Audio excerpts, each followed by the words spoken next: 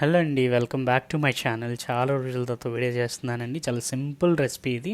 Morning breakfast కానీ evening snacks కానీ చేసి పెట్టండి, చాలా రుచికరంగా ఉంటుంది. ఈరోజు చాలా సింపుల్గా పొటాటోతో ఎలా శాండ్విచ్ చేయాలో చూద్దాం.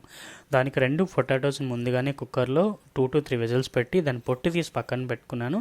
దాన్ని మంచిగా స్మాష్ చేసి అందులో కొంచెం చిల్లీ ఫ్లేక్స్ వేసాను, 2 ఆనియన్స్ అండ్ పచ్చిమిర్చి అండ్ కొంచెం కొత్తిమీరని మంచిగా చిన్న కట్ చేసి అందులో వేసి మిక్స్ చేసుకున్నానండి.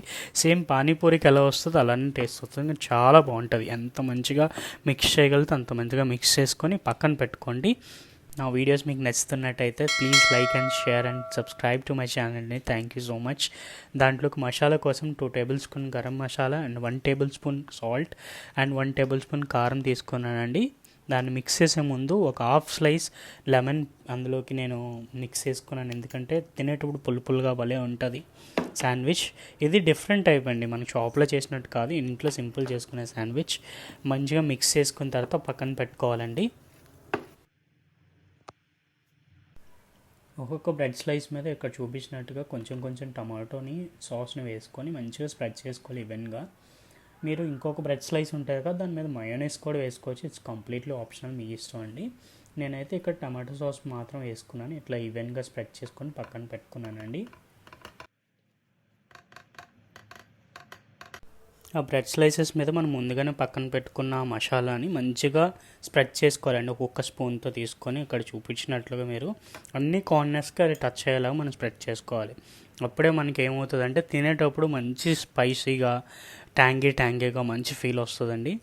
అది మర్చిపోవద్దు. ఫస్ట్ ఏదైతే మీరు ఏదైతే ఒక చిన్న టిప్, ఇక్కడ మనం ఏదైతే ఇప్పుడు మసాలా స్ప్రెడ్ చేస్తున్నాం కదా, ఇంకొక బ్రెడ్ స్లైస్ దాని మీద పెట్టేటప్పుడు కొంచెం దాని మీద కొంచెం ప్రెస్ చేయండి, లేదంటే మనం టోస్ట్ చేసేటప్పుడు బయటకు వచ్చేస్తుంది. సో మైల్డ్ ఇక్కడ చూపించినట్టు లైట్గా ప్రెస్ చేస్తే సరిపోతుంది.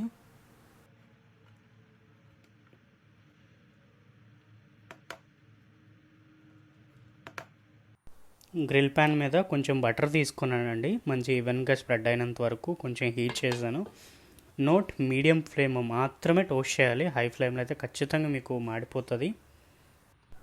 మంచిగా బటర్ కరిగింది కాబట్టి దాని మీదకి ఆల్రెడీ మనం ఏదైతే అరేంజ్ చేసుకొని పెట్టుకున్నామో ఆ బ్రెడ్ స్లైసెస్ అనేది దాన్ని ఈవెన్గా ఒకదాని మీద ఒకటి కాకుండా పక్కన స్పేస్ చూసుకొని పెట్టుకోవాలి. మళ్ళీ దాని మీద బటర్ వేసుకున్నాను, ఒక స్లైస్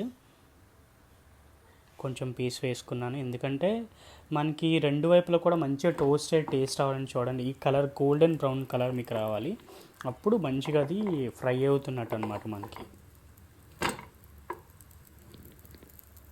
ఇక్కడ చూపించినట్టు 2 to 3 minutes మీడియం ఫ్లేమ్లో పెడితే మీకు ఆటోమేటిక్గా కూడా గోల్డెన్ కలర్ వచ్చేస్తుందండి. ఇక్కడ చూపించినట్టుగా మనకు గోల్డెన్ కలర్లో రావాలి, అప్పుడు మంచిగా అది టోస్ట్ అయినట్టు. దాన్ని పక్కా తీసుకొని మీరు సర్వ్ చేసుకోవచ్చు సాలెడ్తో కానీ, అండ్ నార్మల్గా కూడా టమాటో కెచప్తో తినచ్చు. చూసారు కదండి, చాలా సింపుల్ అండి. ఇలా చేసి పెట్టండి, మీ ఇంట్లో వాళ్ళు ఖచ్చితంగా చాలా రుచికరంగా ఉందని చెప్తారు. కాంప్లిమెంట్స్ అంతా మేమే వస్తాయి. ఇంట్లో బ్రేక్ఫాస్ట్ స్నాక్స్గా ట్రై చేయండి, చాలా సింపుల్, క్రిస్పీగా ఉంటుంది. శాండ్విచ్ టోస్టర్ కూడా లేకుండా చాలా ఫాస్ట్గా అయిపోతుందండి. Thanks for watching.